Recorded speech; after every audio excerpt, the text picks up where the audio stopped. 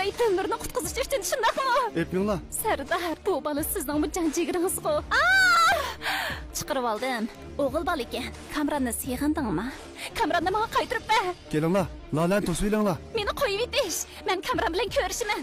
Sen bir iflos odam emas. Sen cho'qim jajangni yeysan. Yig'izingni yum. Nima qilyapsiz? Chiqib keting. Qayerga borsak mayli, tez mangayli. Bu mumkin emas. Sardar, siz bekla ekansiz. Lola, tez mashinaga chiqib kamerani quchog'ingizga eling. Lola, to'xta. Mashinadan tush. Xabar, tez hayda, tez. Mashinaning aynakini chiqaring, tez bo'ling. Mashinani to'xtat. Xabar, to'xtatma. Tez haydang, tez. Lola, siz kamerani olib tez qoching. Neri tur? Nima qilay deysan? Men sen yo'lni bo'shat deyapman. Yo'l bo'shatmayman. Hargiz bo'shatmayman. Acamning puti nemish sinib ketdi. Sardar, Dilnur Kamranni menga qaytirib ber. Hammani qilganman. Siz avval bu yerdan yo'q qiling. Üzmüyenni Lalani iki putiga tegisholmayman. Bo'lmasa, chuqumsini oshkorlab etaman. Ko'zimdan yo'qol. Lala yo'qolib ketdi. Dilnur uni shunday qilishga buyurgan ekan. Qappar u qochib ketibdi. Voyjon!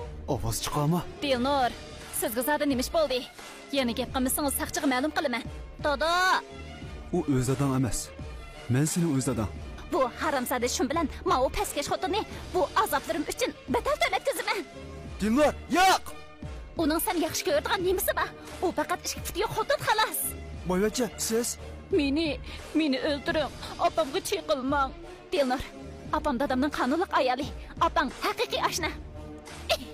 Ağzını yiyam. Xabar, siz Kamranni qutqizing. Sardar, ko'zingizni yeching. Opa, dadam o'lmaydi, jiddiylaşma. Sardar, sendan o'tinib qolay. Meni o'ldirib etgan. Menga rahim qilgin. Sen o'tkazgan jinoyatimning jazosiga uchraysan. Yo'q.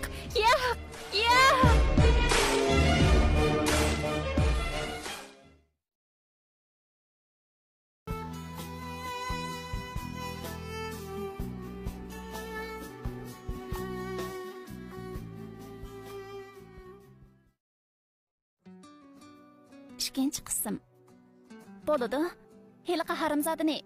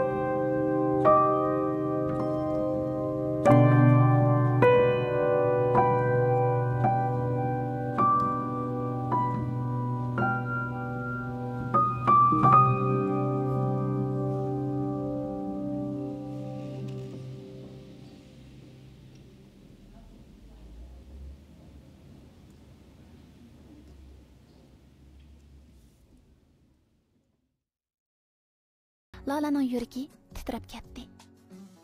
Bu chaqda Sardarning nazarida Dilnur әмділі operatsiya qilib bo'lgan Laladan ko'p muhim edi.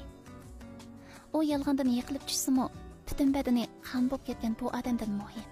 Lala sovuq kulgunicha asta o'rnidan turib, quchoqlashib turgan qiz yigitni qayta ko'rishni xohlamay, og'riq azobida kasalxonadan chiqdi.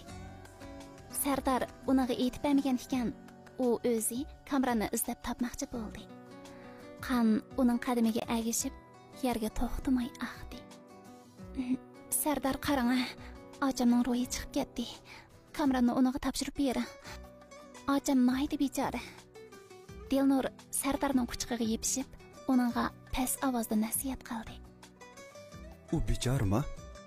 Jigaringiz bekordan bekor kesib etilganda, u sizni bechorligingiz o'ylab beqib ekanmi? Yana uning hozir qoldida Kamranning oldidan xabar olalamdi. Bu uxlab tushyapti. Kelinglar, Lalani to'singlar. Sardar töven ovozda vaqirab, kasalxonadan amdila 2 qadam chiqqan Lala uning odamlari tarafidan to'sib ilindi. Xonim, xo'jayin sizni kasalxona qaytishingizga buyruq tushirdi. Lala cho'nqir bir nafas ilib olgandan keyin yanala tishini tishladi. Mening faqat kamerani ko'rib boqimba. Men ko'rib boqay. Sizlar meni kameram bilan ko'rishtiringlar. Men cho'qim qaytib kelaman bo'lamdi. U yalvorib, Kamran uchun barliq izzat hurmatini qayirib qo'yib, bolasini bir ko'rib olish uchun yalvordi. Uni tatib akaringlar. Usti-uch qonga bo'yalgan tursa, bilmaganlar texe meni uni qiyniga o'xshaydi deb qoladi. Qaytib kelinglar. Xo'p, xo'jayin. Ishkaylan gap qilmayla, Lalani majburiy tartib, uni kasalxonaga olib kirib, kasal karvatiga besib olgan bo'lsa-mu, Lala jon talishib, yana karvatdan tushib, Kamranni izlamoqchi bo'ldi. Meni qo'yib et, meni qo'yib etish. Men Kamran bilan ko'rishiman. Uni bog'lab qo'yinglar. Yana to'lsa, og'zini etib qo'yinglar. Sardar amalsiz jon talishayotgan Lalaga sovuqqina qarab, yana bir buyruq tushirgan edi. Lala birdala qaytib qolgandek, ko'zlari Sardarga tikildi. Siz ularga meni bog'lag'izmoqchimi? Uning tixi to'nigilla qo'rsqi yerilib, jigari kesib etildi. Yana tixi butun badanidan qon axdi. Lekin o'ylamagan Sardar uni bog'lamoqchi bo'lyapti. To'g'ri. Saranda qalaymiqan chepib yursang bo'lmaydi-da. Sardar shunday degach, Dilnurning qo'lini ching tutdi. Xuddi Lalaning yana Dilnurga azor berib qo'yishidan ansirayotgandek qiladi. Erining ovozi, rahimsizligi bu daqiqada Lalaning yuragini xuddi operatsiya pichqi qo'rsaqni yerib atgandek tuyg'uga keltirdi. Boshqacha bir xil og'riq sezimi uning yuragini og'ritdi. Lala ko'zlarini yumib, qo'li va puti kang ochilgan holatda yotadi. Qo'rsaqdan chiqqan qon to'xtamay eqiyotadi. Bu ko'rinish har qanday bir odamning tenini shurkandiradi. Ma'qul, qayni bog'langlar. Sardar, bugun meni bog'lamasang, seni o'g'il bola demayman. Sen bir iflos odam emas. Sen cho'qim jajangni yeysan. Hammaylar yo'l vasiyaman bo'lsa-mu, bolasini yemaydi deyishidi. Lekin Sardar hatto o'z bolasini o'ldirmoqchi bo'lgan tursa, bundaq otaning yana odamiyligi bormi? Tuyuqsiz Lala qalbidagi cho'nqur muhabbatidan ayrilib qolgandek bo'ldi. Faqat noma'lum bir joydagi kichikgina bolasining holidan xabar oladigan odam qamag'aligini o'ylasala, uning yashag'isi kelmaydi. Uning Kamran bilan birga bu dunyodan ayrilg'isi keldi. U o'lsa, Kamranmi o'lsa, bu cheksiz azob oqibat oxirlashadi. Bu Ikki qo'g'duvchi Sardarga qarab, uning yana bir qitim buyruq tushirishini kutib o'tadi. Gerçi Sardar Lalani bog'lab qo'yishni aytgan bo'lsa-mu, lekin butun badani qonga bo'yalgan bir ayolga qo'l solmay o'tadi. Sardar, ochimni qo'yib eting, u faqat o'zining bolasi bilan ko'rishmoqchi xolos. Dilnur yana bir qitim to'van ovozda Lala uchun yalvardi.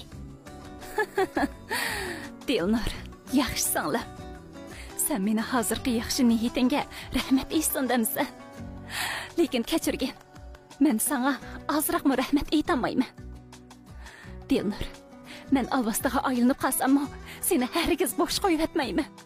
Sen cho'qim yaxshi kun ko'maysan. Yog'izimni yum. Sardar Dilnurni qo'yib etib, aytilgan peti berib, Lalaning yuziga bir shapaloq urgan edi. Lalaning ko'zlari olichakman bo'lib, ko'z oldidagi erning kelishgan chiroyi borgan siri g'uvolashga boshladi. Lala echingan holda kulib qo'ydi. Sen hatta mening uni tilishimga chidab turmayapsan. Sen uni suysan, to'g'rimi?